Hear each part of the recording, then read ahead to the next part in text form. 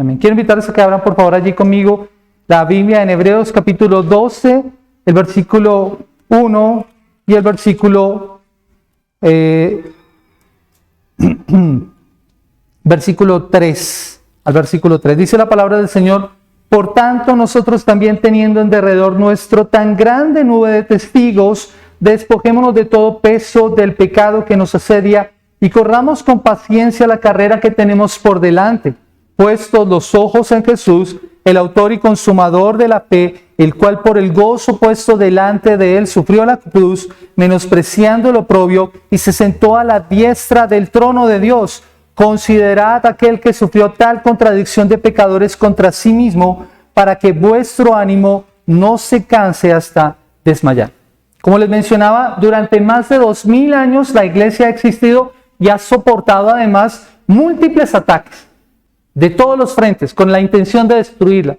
Pero Dios ha sido fiel y el Señor prometió que protegería y guardaría la iglesia. Y eso ha ocurrido por más de 20 siglos. Y en medio de todo eso ha estado la familia.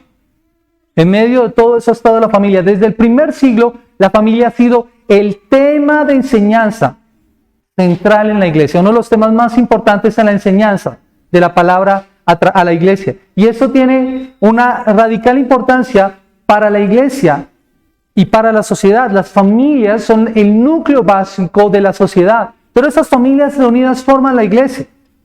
Pero mis amados hermanos, aunque ese es el ideal, no todo ha sido color de rosa, como vamos a ver más adelante. De ahí la importancia de este tema. Ya que la iglesia se forma en base a las familias y la salud espiritual de ellas. La iglesia se forma en base a las familias que la conforman y la salud espiritual de estas. La visión de la familia cristiana a lo largo de la historia ha tenido múltiples cambios. Y es necesario entender cuáles han sido esos cambios para poder volver a lo que el Señor nos ha planteado en su palabra.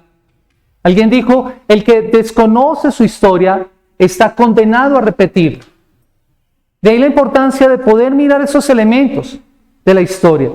Y es por eso que mi propósito en esta mañana es que reflexionemos acerca de los cambios que ha tenido el enfoque de la familia cristiana a lo largo de la historia, para volver a las Escrituras y tomar el modelo que Dios ha establecido.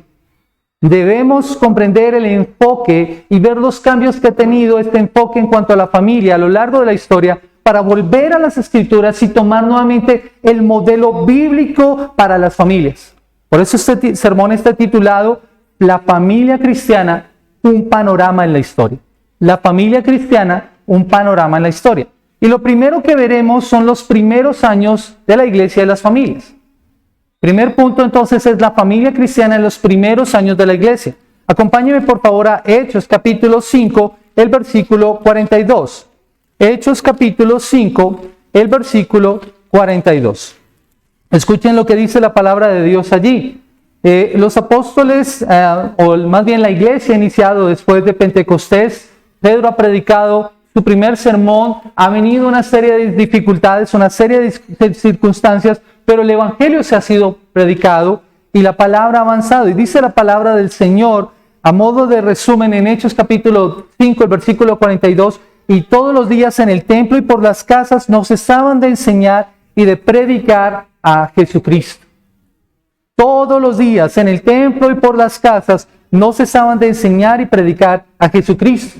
Ahora, hablando acerca del tema de las familias, como lo estuvimos considerando, cuando vimos la familia en el Nuevo Testamento, las familias practicaban la adoración familiar aparte de la comunión de la iglesia. Aquí lo podemos ver en el templo y en las casas. Ellos se reunían en los templos, en Jerusalén, a escuchar la palabra del Señor, la predicación del evangelio, pero luego también se reunían en las casas. Y dice la Escritura que también comían con sencillez, con alegría, la cena del Señor. Compartían en comunión, tenían en común todas las cosas. Como en los primeros años del cristianismo no se tenían edificios oficiales en los que se pudieran realizar las reuniones, las iglesias se reunían principalmente en las casas. Eran iglesias casas. Por eso vimos en el Nuevo Testamento que constantemente había una indicación: y la iglesia que se reúne en su casa. Las iglesias, los grupos de hermanos se reunían en las casas de distintos hermanos para escuchar la palabra del Señor y para juntos compartir en familia. Por eso es que Pablo hace un constante llamado a las iglesias que están reunidas en las casas. Allá era donde llegaban las cartas para ser leídas. También la adoración en el hogar y la adoración comunitaria se mantenían separadas. La gente podía ir al templo y adorar, pero llegar a su casa y seguir adorando al Señor. Porque las jurisdicciones, como lo estuvimos estudiando, se mantenían separadas. De hecho, los padres apostólicos, que fueron los sucesores de los apóstoles, hablaron mucho al respecto de las familias.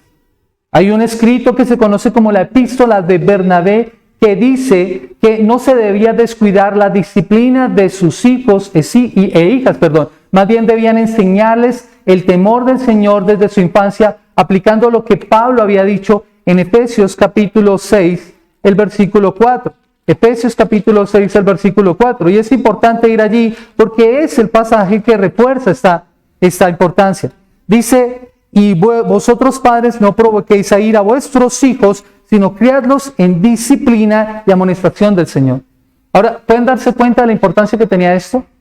La palabra del Señor era la base para indicarle a los padres qué era lo que tenían que hacer. Más adelante, un escrito que se conoció como la Didache, un escrito de un desconocido, pero era una enseñanza común en la iglesia, menciona esto acerca de los deberes de los padres en la familia. Dice, no retirarás tu mano de tu hijo ni de tu hija, sino desde su infancia les enseñarás el temor del Señor. Ahora, ¿cuál era la responsabilidad de los padres hacia los hijos? Desde la infancia, enseñarles el temor del Señor. Y eso fue en los primeros años de la iglesia. Las familias eran animadas a que después de llegar a su casa se reunieran en adoración, y el padre de familia entonces repetiría algo de lo que se enseñó en el servicio. Alguna enseñanza sería repetida entonces allí a los hijos en ese momento. Un escritor de esa época, Juan Crisóstomo, tal vez uno de los mejores teólogos de ese momento, decía, la casa puede convertirse en una iglesia para que se ahuyente el diablo y escape el enemigo de la salvación, y en lugar de ello descanse la familia, y la gracia del Espíritu Santo y la paz y armonía envuelvan a los habitantes del hogar. ¿Qué era lo que tenía que pasar en los hogares? Tenían que convertirse en iglesias, en donde se predicara la palabra, en donde se hablara el mensaje del Evangelio, en donde se orara. De esa forma el enemigo de las almas no tendría lugar, y el Espíritu Santo y la paz y la armonía del Señor envolverían a los habitantes de ese hogar. Y la pregunta que nosotros tenemos que hacernos escuchando esos testimonios es, ¿son nuestros hogares de esta manera? ¿Iglesias, casas en donde se predica la palabra del Señor? ¿En donde se ora de tal forma en que el enemigo huye y la paz y la gracia del Señor descansan? Son preguntas que nosotros tenemos que hacernos. Con todo ello, las enseñanzas del Antiguo Testamento se estaban reforzando, de manera que la familia se consideraba una iglesia. Y como la iglesia había sido creada para funcionar como una familia, ambas eran inseparables. Familia e iglesia estaban juntos. Familia e iglesia estaban juntos. De hecho, existía un fuerte énfasis en la labor que debían desempeñar los hombres, asumiendo el liderazgo en sus hogares, siendo sacerdotes en sus casas. Así debían funcionar las familias. El hombre, el esposo, el padre de familia tenía que hablar a sus hijos, a su esposa, y enseñarles. Y eso fue reiterado más adelante, siglos más adelante, nuevamente por los puritanos. Cuando un hombre no asumía el rol, de hecho, cuando un hombre no asumía la responsabilidad de enseñar a su familia, era fuertemente amonestado por incumplir con su responsabilidad de no guiar a su hogar en el Señor. Se le hacía un fuerte llamado. Pero el llamado no era solamente para los hombres. Si por alguna razón el padre de familia no estaba, esa responsabilidad tenía que ser asumida por la esposa, por la madre allí, enseñando a sus hijos. Y también se enseñaba para que ella enseñara a sus hijas en esa visión multigeneracional de familias que bendecirían a la siguiente generación. De esa forma, el Evangelio era predicado y se mantenía un discipulado constante en la iglesia. Pero con el avance del cristianismo y su posterior oficialización como religión del imperio, más o menos alrededor del siglo 300, el ministerio se centralizó. Ya los padres de familia no eran los sacerdotes en su hogar, sino que empezaron a oficializarse algunos que se convirtieron en sacerdotes de todas las comunidades. Y los templos fueron lugares de culto y la adoración fue desplazada de los hogares a los templos.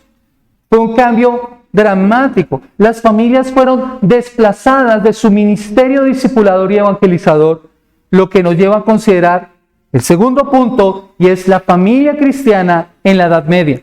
La familia cristiana en la Edad Media. Deuteronomio capítulo 6, versículos 6 y 7, que es un pasaje que estuvimos considerando cuando estuvimos viendo la teología de la familia en el Antiguo Testamento. Escuchen lo que dice la palabra del Señor, Deuteronomio 6, 6 y 7.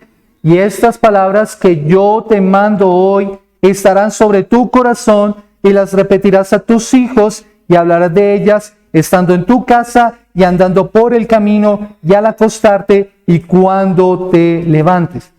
Y es clara la instrucción aquí para los padres.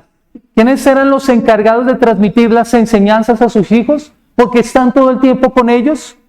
Los padres de familia. En todo momento, mientras estás en la casa, mientras estás en la calle, debes enseñarle a tus hijos la palabra del Señor, la instrucción del Señor.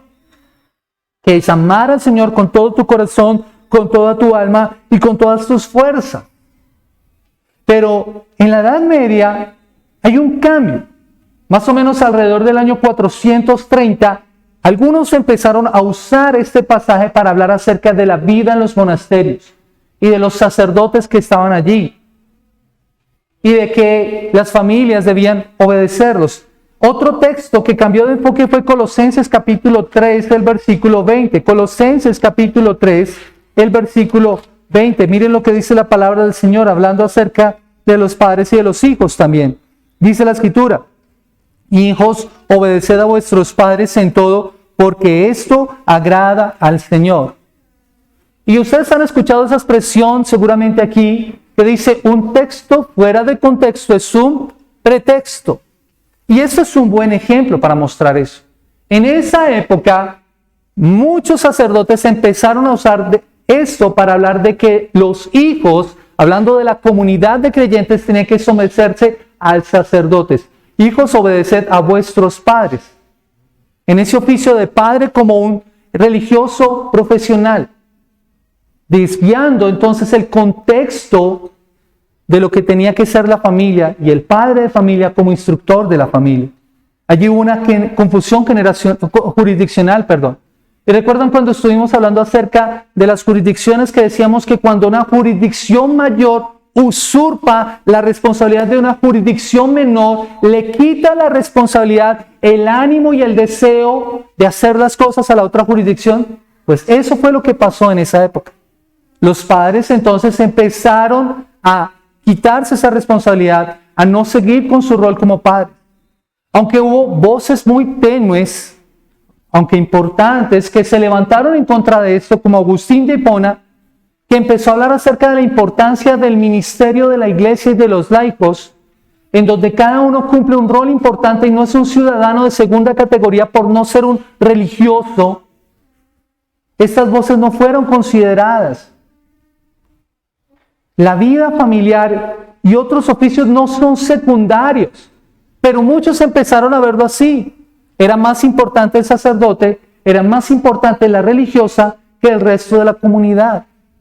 Y los demás empezaron a quitarse responsabilidades porque habían otros que estaban haciendo por ellos. Y eso es un grave error.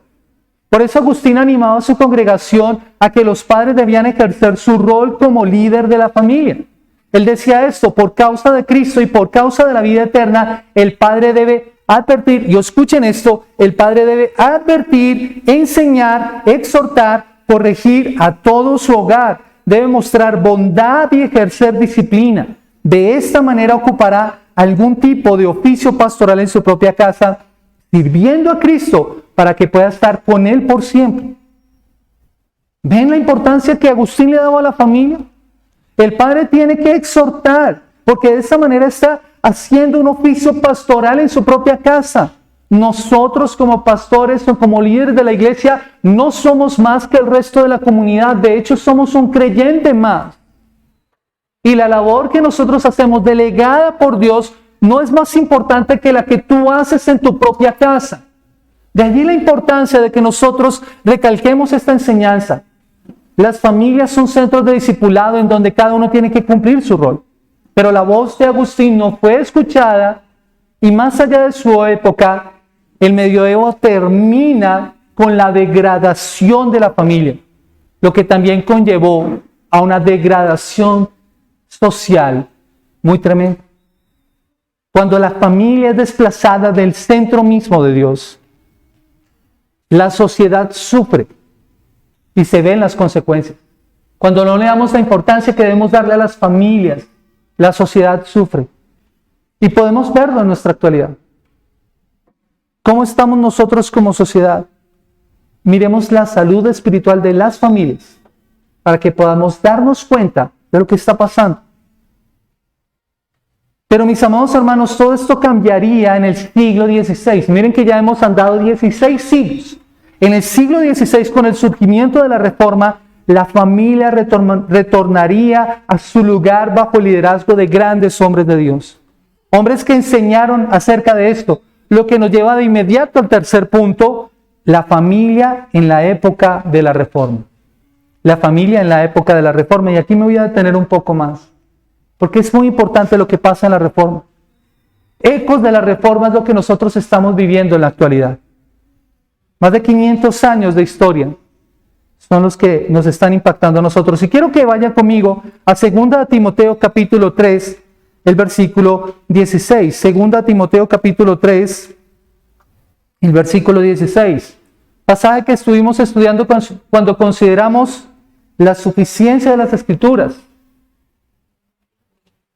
Dice la palabra del Señor: toda la Escritura es inspirada por Dios y útil para enseñar, para redarguir, para corregir y para instruir en justicia, a fin de que el hombre de Dios sea perfecto, enteramente preparado para toda buena obra. Este y otros textos fueron fundamentales para la Reforma. ¿Y por qué fueron fundamentales? Porque la causa principal de volver a la Reforma fue volver a las Escrituras. Fue la causa instrumental, volver a las Escrituras. Y lo primero que pasó fue que se tradujo la Biblia a los idiomas de los pueblos. Por más de 16 siglos, la palabra del Señor estuvo encerrada en las iglesias, en los monasterios. La Escritura volvió a estar ahora en el centro de los hogares. Y antes de esto, solo los sacerdotes podían leer las Escrituras. Y lo hacían en el culto público, de espaldas al pueblo y en latín. Un idioma y una lengua que muy pocas personas podían entender. Tener una Biblia no estaba permitido y hasta era castigado. Además era muy costoso, porque el escrito tenía que ser hecho a mano. Así que muy pocas personas podían darse el lujo de tener un ejemplar en la casa. Muy parecido a lo que pasa hoy, ¿no? Tenemos Biblias en todos los tamaños, formatos, presentaciones, versiones y traducciones digitales hoy en día. Ya no decimos abra la Biblia, sino enciéndala. Hasta la Biblia de la Reforma. Sí, hasta la Biblia del Estudio Reformada la tenemos algunos. Todo eso es maravilloso, pero en esa época no era así, mis amados hermanos. Yo creo que ellos nos mirarían a nosotros y nos mirarían asombrados de tener tantas Biblias y a veces no leer ninguna. Mis amados hermanos, pero la invención de la imprenta, que da precisamente inicio a la modernidad, con Johannes Gutenberg, da un cambio radical y da como el impulso también para todo esto. Y lo interesante de esto es lo que dice Gutenberg, siendo un creyente también. Dios sufre en la multitud de almas a quienes su palabra no puede alcanzar. Y decía también él esto: a través de la prensa, a través de la imprenta, Dios extenderá su palabra y un manantial de pura verdad de ella fluirá. Es maravilloso. ¿Y por qué son importantes estas palabras? Porque el primer libro que se imprimió completo, a un costo más económico y de manera masiva, fue la Biblia. Y esto posibilitó que cada hogar tuviera de nuevo las Escrituras y que las vidas de estos hogares fueran transformadas por su palabra. Imagínense, de solamente escucharla en el templo, e inclusive no poderla entender, ahora tenerla en su propio idioma, poderla leer en sus familias, causó una revolución en las mentes de las personas. Y es que eso pasa cuando nosotros tenemos la oportunidad de leer la palabra del Señor. Nuestras vidas son transformadas. Eso es lo que nos dice la palabra del Señor en Romanos capítulo 12, 1 y 2. Renovados por medio de la transformación de nuestro entendimiento para que podamos comprobar la buena voluntad de Dios, que es agradable y perfecta. ¿Y cómo ocurre esto? Por medio de la lectura y el estudio de la palabra del Señor. Lámpara es a mis pies tu palabra y lumbrera a mi camino. Esas palabras empezaron a transformar esas culturas, esas sociedades. Y yo les animo a que investiguen sobre esto, cómo la reforma, cómo este movimiento generó un cambio cataclísmico en la época. Las sociedades fueron transformadas. Se impulsaron muchas cosas en esa época, la educación, la ciencia, la cultura, por causa de tener las escrituras. Las vidas transformadas. Nuevamente, la Biblia volvió a priorizar la adoración familiar como un punto importante en la vida de la iglesia. Y los reformadores insistieron en volver a la visión bíblica de la familia como un lugar de evangelismo y discipulado en los hogares. Lutero enseñó mucho acerca de esto. De hecho, el mismo Lutero se casó y formó una familia. Juan Calvino, otro reformador en Ginebra, habló mucho al respecto, hablando acerca de Génesis capítulo 18, el versículo 19. Génesis capítulo 18, el versículo 19, dijo las siguientes palabras. Escuchen lo que dice la palabra del Señor. Porque yo sé que mandará a sus hijos y a su casa después de sí, que guarden el camino de Jehová, haciendo justicia y juicio, para que haga venir Jehová sobre Abraham lo que ha hablado acerca de él. Y con base a estas palabras, con base a este pasaje, Calvino dice lo siguiente: es importante notar el alcance del propósito de Dios. Su voluntad, como la reveló Abraham, involucra a todos sus descendientes. Ciertamente, Dios no nos da a conocer su voluntad con el deseo de que nuestro conocimiento de Él perezca con nosotros. Dios no nos da a conocer su voluntad con el deseo de que nuestro conocimiento de Él perezca con nosotros. Él requiere que nosotros seamos sus testigos con la siguiente generación, para que a su vez ellos puedan transmitir lo que han aprendido de nosotros a nuestros descendientes más remotos. Por lo tanto, y escuchen esto, padres, por lo tanto, el padre debe enseñar a sus hijos lo que él mismo ha aprendido de Dios. De esta manera debemos propagar la verdad de Dios. ¿Qué es lo que debemos enseñar a nuestros hijos? Lo que hemos aprendido de Dios. De manera que el conocimiento que hemos recibido no se quede con nosotros, sino que pase a la siguiente generación y de esa generación a la siguiente generación. Eso es una visión multigeneracional de bendición. Y eso es lo que los reformadores entendieron y enseñaron. De hecho, Calvino enfatizó la responsabilidad de los varones en la crianza de sus hijos, de no solamente vestirlos y alimentarlos, sino que su principal cometido reside en guiarlos, decía él, para que sus vidas estén bien reguladas. Son los cabezas de familia los que deben pasar por la dificultad de ser instruidos en la palabra de Dios si quieren poder realizar su deber. ¿Quiénes son los que deben recibir esa responsabilidad o han recibido esa responsabilidad? Los cabezas de familia, para pasar a sus hijos. Pero el más grande énfasis al respecto lo hicieron un siglo más adelante los puritanos. En sus escritos nosotros vemos el testimonio de lo que esto es para ellos, de cómo dejaron ver que la familia era muy importante. Y mis amados hermanos, si alguna vez tenemos la oportunidad de leer escritos de los puritanos al respecto, déjese cautivar por lo que estos hombres escribieron.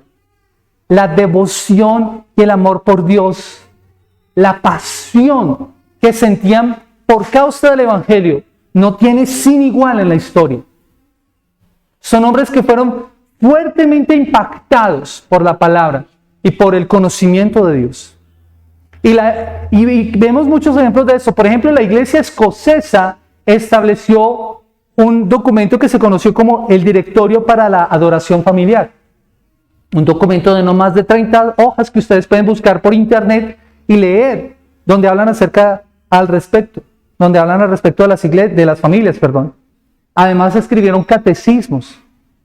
El catecismo es tal vez de las herramientas más maravillosas que hay para discipular a los hijos. Porque funciona muy sencillo. Una pregunta que el padre hace a su hijo y a través de esta pregunta le enseña verdades profundas de la palabra de Dios. Catecismo Mayor de Westminster, el Catecismo Menor de Westminster, el Catecismo Mayor para los adultos, el Catecismo Menor para los más pequeños y otros catecismos que surgieron en esa época. Y son documentos maravillosos para aprender acerca de la palabra y de nuestro Dios. Y que pueden ser usados en el hogar como una manera de enseñar el Evangelio desde los más pequeños hasta los más grandes. ¿Cuán grande beneficio le haríamos a nuestras almas y a las almas de nuestros hijos usar los catecismos? Créame, no vamos a tener hogares iguales si nos tomamos un tiempo para estudiar los catecismos con nuestros hijos. Y eran maravillosos, pero no solo esto, sino que también sus enseñanzas y sus escritos enfatizaron este asunto. Oliver Heywood hablaba acerca de un remedio para el decaimiento moral y decía que la responsabilidad de los padres en el hogar era muy grande. Decía él, en vano se quejan los magistrados y ministros mientras ustedes que son padres de familia son infieles a su deber. ¿Se quejan de que el mundo está en mal estado? ¿Qué hacen ustedes para remediarlo? Y creo que estas palabras deben calarnos profundamente a nosotros. Porque ¿cuántos de nosotros no nos quejamos del estado de decaimiento moral en el que está nuestra sociedad actualmente? ¿Cuántos de nosotros no nos ofenden y no nos molestan noticias que escuchamos a diario sobre violencia, sobre abuso, sobre distintas injusticias que se cometen? Pero ¿qué estamos haciendo nosotros para corregir eso? ¿Qué les estamos enseñando a nuestros hijos para que eso no continúe? Para que nuestros hogares sean faros de luz en medio de una sociedad que está sumida en las tinieblas espirituales. Él decía también en esa misma enseñanza y hablaba acerca de la disciplina eclesial que se le debía aplicar a un varón que no enseñaba a sus hijos y a su esposa. Ellos hacían algo, y es que ellos iban a los hogares y a las familias y les hablaban acerca de esto. Y si en un hogar no se estaba haciendo el altar de adoración o la adoración familiar, el padre de familia era amonestado. Y decían ellos, un hombre que no mantiene la adoración de Dios como costumbre en su familia no es digno de ser un participante adecuado de la Santa Cena. ¿Sabe cuál era la disciplina? No participar en la comunión de los santos, no recibir la cena del Señor. Y no era que de inmediato se le hiciera, se llamaba y se amonestaba al hermano. Hermano, hemos notado que tú no estás haciendo el altar familiar con tu familia. ¿Qué está pasando? Luego, si no, entonces volvían y lo reunían. Hermano, estás continuando en tu pecado, debes arrepentirte. Y si el hermano no cambiaba, entonces lo llamaban y le exponían esta situación a la iglesia. El hermano no está cumpliendo con su responsabilidad en el hogar. Por eso no va a tomar la cena del Señor. Y saben, los hermanos entendían eso. Esa es la verdadera disciplina del Señor. No solamente él, sino Thomas Doolittle decía esto, y hablando acerca de Éxodo capítulo 12, vaya conmigo a Éxodo capítulo 12, el versículo 26 y 27. Éxodo capítulo 12, versículo 26 y 27. Dice la palabra del Señor. Y cuando os dijeren vuestros hijos, ¿qué es este rito? Vosotros responderéis, es la víctima de la Pascua de Jehová, el cual pasó por encima de las casas de los hijos de Israel en Egipto, cuando hirió a los egipcios y libró nuestras casas. Entonces el pueblo se inclinó y adoró.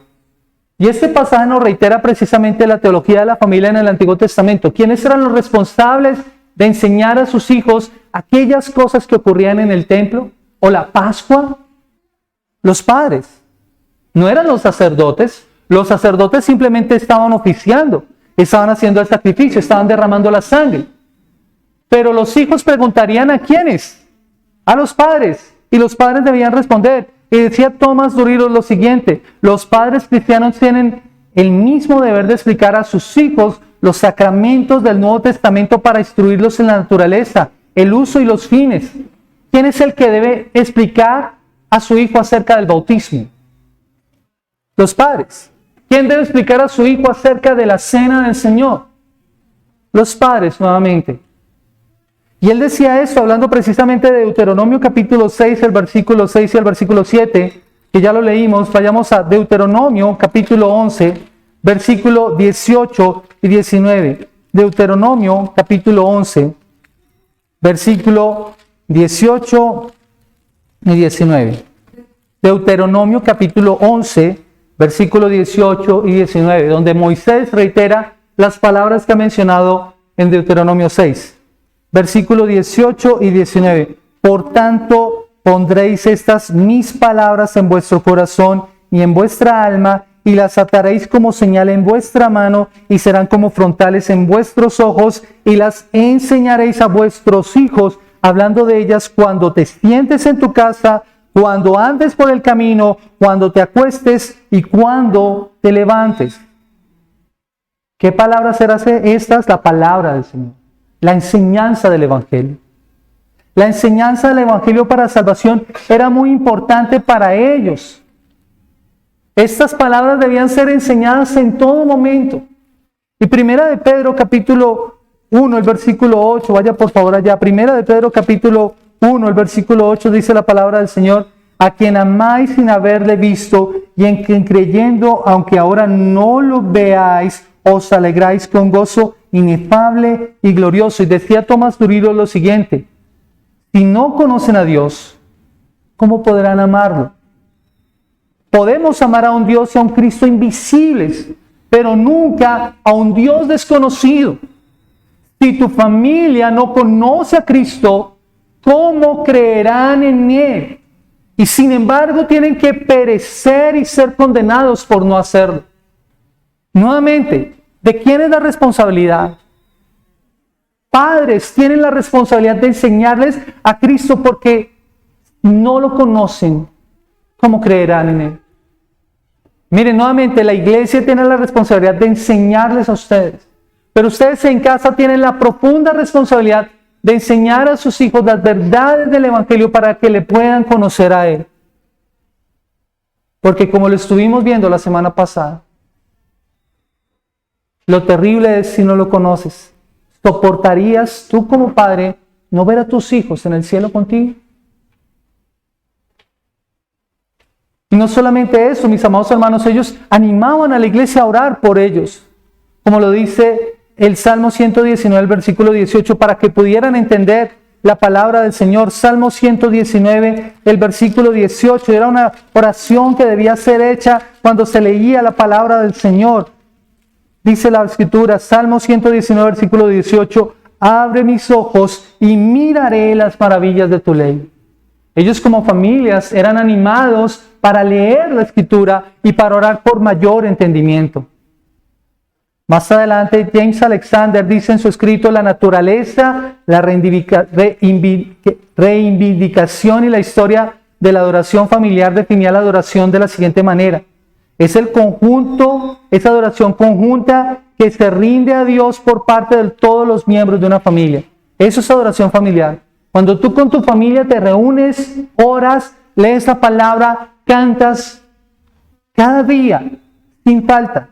Y en esta enseñanza, él hacía un recorrido por toda la Escritura, una teología bíblica de la familia de una forma maravillosa, y finaliza con esto: la voz universal de la iglesia en sus mejores épocas se ha pronunciado a favor de la adoración familiar. Si algo debe quedar para nosotros de este sermón, es estas mismas palabras: la importancia y el favor que debe tener en nosotros y en nuestras familias la adoración familiar. La dedicación que deberíamos darle a eso. Un aspecto muy importante. John Patton, otro puritano, siglos más adelante, de finales del siglo XIX, principios del siglo XX, decía esto: misionero el presbiteriano. habla de los recuerdos que tenía de su infancia y el amor que obtuvo por la obra a causa de la devoción que su padre le inculcó a él y a sus otros 10 hermanos. Siendo un hombre que anhelaba el ministerio, el padre de Patton anhelaba el ministerio, pero nunca fue llamado al ministerio, nunca dejó de enseñar a sus hijos y a su esposa. Y Patton decía esto: cada uno de nosotros, John Patton decía esto, cada uno de nosotros desde nuestra más temprana edad no consideramos un castigo ir con nuestro padre a la iglesia. Por el contrario, era un gran gozo. Ahora, ¿transmites esa enseñanza a tus hijos? El gozo y la alegría, el deleite de venir a la casa del Señor. El Salmo 122, el versículo 1 dice esto: yo me alegré con los que me decían, a la casa de Jehová iremos. Y Hebreos capítulo 10, el versículo 25 dice: no dejando de congregarnos como algunos tienen por costumbre. Y el padre de Patton le enseñaba eso a sus hijos. Ahora, ¿enseñas eso a tus hijos? El valor, el deleite, el disfrute que debe ser el venir a la iglesia, estar juntos adorando. Dice Patton esto: éramos 11, criados en un hogar como este, y nunca se oyó decir a ninguno de los 11 chico o chica, hombre o mujer, ni se nos oirá que el día de reposo era aburrido o pesado para nosotros. ¿Y saben qué es lo tremendo? Que para esa época ellos no andaban en carro o en moto como lo hacemos nosotros. 6 kilómetros tenía que caminar Patton con su padre y sus otros hermanos para ir a la iglesia. Muchas veces la madre por situaciones de salud no podía ir. ¿Y saben qué hacían ellos cuando llegaban? Él vívelo y cuéntala con ella. Dice Patton, y lo voy a leer, nos convencía él, hablando del padre, nos convencía él para que le ayudáramos a recordar una idea u otra, recompensándonos cuando se nos ocurría tomar notas y leyéndolas cuando regresábamos. Y Patton continúa diciendo: nunca hubiéramos sugerido o oír hablar o visto una forma mejor de hacer brillar el día del Señor y que fuera igual de bendito para los padres como para los hijos. Así era tan importante el asistir el día del Señor para estos hombres, de congregarse. Algunos de los puritanos no dejaban de hacer eso, de congregarse con sus familias. Y se oraba en familia y se compartía lo que se había aprendido. Era el ánimo para ellos de reunirse, de estar juntos escuchando la palabra del Señor. Estas lecciones de la historia, mis amados hermanos, nos sirven como ejemplos y como recordatorios de lo que somos llamados a hacer. Este repaso, este panorama por toda la historia nos sirve como un ejemplo. Ellos son una nube de testigos que nos han antecedido a nosotros. Por eso, muchos puritanos seguramente se asombrarían de vernos a nosotros. ¿De qué tan poco valor damos a la familia, a la lectura, a los medios de gracia, a la adoración familiar? Seríamos fuertemente juzgados por ellos. Son lecciones para volver entonces a nuestros hogares el modelo bíblico que debe tener la familia. Que nuestros hogares se vuelvan centros discipulados para nuestros hijos, faros de luz donde la luz del Evangelio se irradia a todos los lugares. Y aquí hay una responsabilidad muy grande. Y el tema es muy amplio realmente. O sea, lo que les digo son 20 siglos de historia. Y podríamos mirar muchos otros ejemplos. Pero el tiempo no nos da para eso. Sin embargo, y si tú quieres profundizar sobre este tema, hay muy buena literatura que podemos recomendarte para que leas y estudies al respecto para el beneficio de tu alma y la de tus hijos. Y ahí podemos usar las palabras de Charles Spurgeon. Vive en la Biblia, pero visita muy buenos libros. Vive en la Biblia, pero visita muy buenos libros. Y no podemos lograr esto en nuestras propias fuerzas. Mis amados hermanos, necesitamos la gracia y la guía de nuestro Salvador para poder hacerlo. Nuestros débiles esfuerzos no lograrán el objetivo si lo hacemos solos. Necesitamos de la palabra del Señor. Y dice la Escritura que Él ha puesto en nosotros el querer como el hacer por su buena voluntad. Filipenses capítulo 2, el versículo 13. Y eso lo hace Él por el Espíritu que habita en nosotros. Así que, mis amados hermanos, debemos orar con todas las fuerzas para ser fortalecidos y llevados adelante en hacer la tarea que como familias debemos desarrollar. Si no lo has empezado a hacer, te animo a que lo hagas. Y podemos tomar el mayor ejemplo de todos, mis amados hermanos. Miremos a Cristo. Cristo en la eternidad pasada llevaba una relación perfecta de unidad con su Padre. Él decía, el Padre y yo uno somos. Una relación de unidad, de obediencia. Y Él en obediencia se despojó a sí mismo y habitó entre nosotros en una familia precisamente. Pero ¿sabe? Él vivió en perfecta obediencia. Dice la Escritura en Lucas capítulo 2, el versículo 51. Lucas capítulo 2, el versículo 51, lo siguiente. Después de que Jesús se perdió en el templo como a los 12 años y sus padres lo estuvieron buscando, Él le dice, ¿no sabes que en los negocios de mi Padre debo estar? Pero dice la palabra del Señor, Lucas 2:51, y descendió con ellos y volvió a Nazaret y estuvo sujeto a ellos, y su madre guardaba todas estas cosas en su corazón. Jesús fue un hijo obediente aquí en la tierra, y él fue obediente a José y a María a medida que crecía. Y en su obediencia fue a morir en la cruz del Calvario. Fue a morir en la cruz del Calvario por nuestros pecados. Él que nunca pecó, se entregó para darnos salvación y vida eterna y ayudarnos a formar familias que honren y glorifiquen su nombre. Familias que continúen con el propósito de llenar la tierra con adoradores suyos. ¿Y cómo vamos a llenar la tierra con adoradores suyos? Por medio del discipulado y la evangelización primero de nuestros hijos, pero también por medio de la predicación del evangelio. Pero mis amados hermanos, este Jesús que murió, resucitó. Jesús no se quedó en la tumba, resucitó y subió a los cielos donde está sentado a la diestra de Dios Padre. Y de allí va a volver a juzgar y a juntar a los suyos, la familia de la fe, comprada con su sangre. Mientras tanto, mis amados hermanos, mientras esperamos ese glorioso día cuando nuestro Señor Jesucristo venga, somos llamados a vivir vidas que honren su nombre, como ejemplos, como los ejemplos de los que vimos anteriormente. Que nos arrepintamos por todas las veces que hemos sido desobedientes. Él intercede por nosotros para que podamos cumplir su voluntad para nuestras familias, a través de la Escritura, para su gloria y el avance de su reino. Y si estás sin Cristo en esta mañana, este mismo Cristo te llama a arrepentirte de tus pecados en cuanto a la forma en cómo has vivido con tu familia. Él te llama para que vengas en arrepentimiento solo por gracia y solo por la fe para vivir una vida nueva, en una nueva relación que puedes establecer con el Padre por medio del Hijo. Como dice la palabra del Señor, a los que creyeron en Él, a los que le recibieron, les dio la potestad de ser hechos hijos de Dios. Hoy es día de salvación. Arrepiéntete de tus pecados. Ven a Cristo para hallar nueva vida para ti, para tu familia.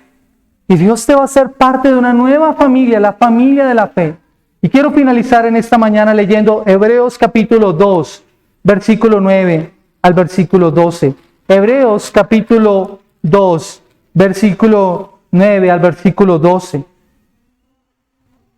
Pero vemos aquel que fue hecho un poco menor que los ángeles, a Jesús, coronado de gloria y de honra a causa del padecimiento de la muerte, para que por la gracia de Dios gustase la muerte por todos.